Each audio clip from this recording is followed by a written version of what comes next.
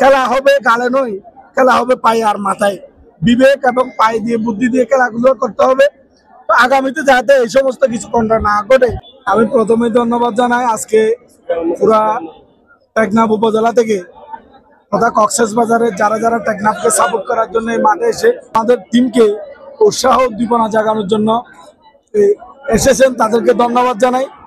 আমরা প্রথমে যখন আসছি তখনই আমি ব্রিফিংয়ে বলেছিলাম আমরা স্বয়ংসম্পূর্ণ একদম প্রতিযোগিতামূলক একটা টিম নিয়ে আমরা এখানে আসছি। আমরা বৃহত্তর চকরিয়াকে হারিয়ে দিয়েছি। ইনশাআল্লাহ সেখানে উঠে আমাদের জন্য বড় ফ্যাক্টর নয়, যদি আমরা সুস্থ এবং সুশৃঙ্খল ভাবে মেধা দিয়ে খেলতে পারি ইনশাআল্লাহ সেটা আমরা প্রমাণ করতে সক্ষম হয়েছি। তবে আমাদের প্লেয়ারদেরকে আমি ধন্যবাদ জানাবো, তারা এত সুন্দর খেলা উপহার দিয়েছেন যা কক্সবাজারের মধ্যে একটা আলোড়ন সৃষ্টি হয়েছে। আমরা স্বপ্নের ফাইনাল আমরা পৌঁছে গেছি।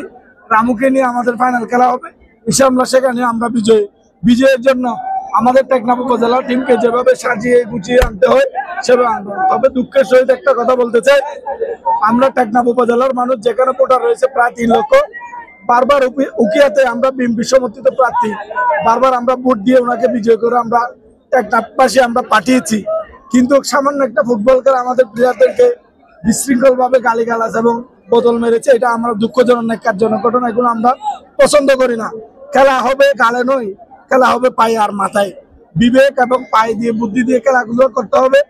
তো আগামীতে যাতে এই সমস্ত কিছু কন্যা না ঘটে, যেখানে আমরা বৃহত্তর 80 বছর শ্রদ্ধেয় চাচা শাহজাহান চৌধুরীকে 4বার এমপি হয়েছেন, 4বার